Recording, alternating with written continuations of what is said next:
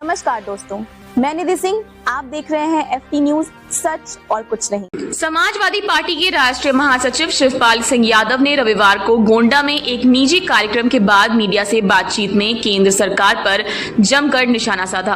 उन्होंने जातीय जनगणना को सपा की पुरानी मांग बताते हुए कहा कि शोषित दलित और पिछड़े वर्गों को उनका हक और आरक्षण मिलना चाहिए।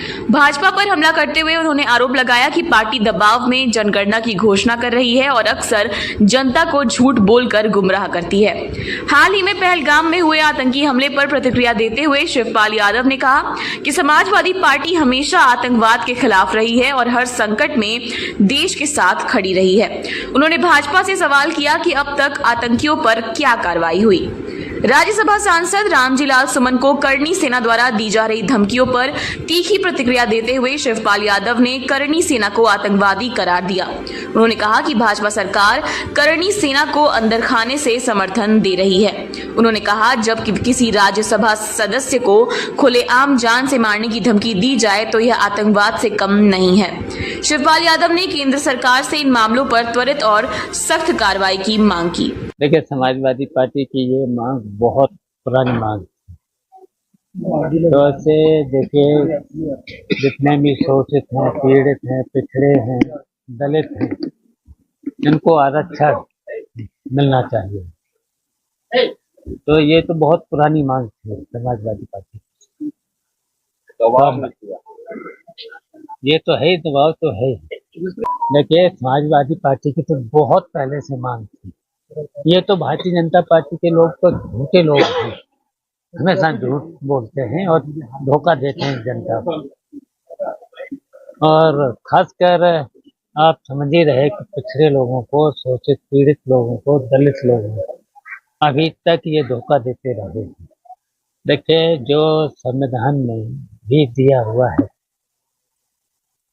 पीटीए के लोगों को इससे लाभ मिलेगा।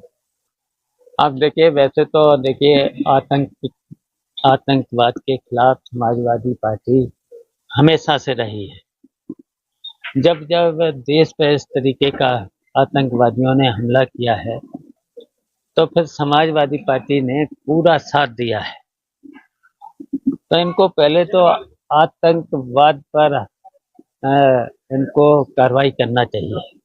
अभी तक कार्रवाई कोई हुई नहीं है, लेकिन अब ये पुरानी मांग थी। अब पूरा देश समझ रहा है कि जो मुद्दे, उन मुद्दों पे तो बात कभी करती नहीं समाजवादी पे, जैसे महंगाई है, बेरोजगारी है, भ्रष्टाचार है, और अब श्रेय लेना चाहते हैं। अब श्रेय तो नहीं मिलेगा, श्रेय तो नहीं मिलेगा।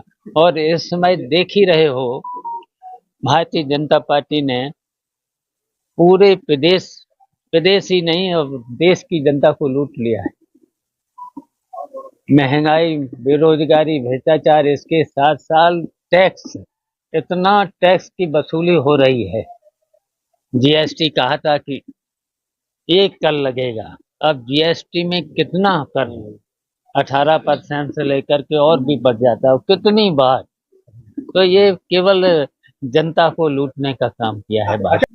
देखिए, मैंने पहले ही कहा कि ये भारतीय जनता पार्टी के लोग जनता को धोखा देते हैं, कहते कुछ और करते कुछ और।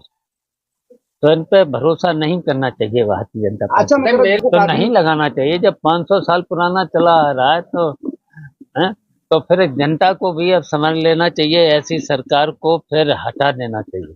देखिए, आज़ादी की लड़ाई में सभी लोगों ने, हिंदू, मुस्लिम, सिख, ईसाई से लेकर के सब लोग साथ थे, लेकिन ये पुरानी पन्नों को पलटते हैं, नहीं करना चाहिए। अच्छा जी सर।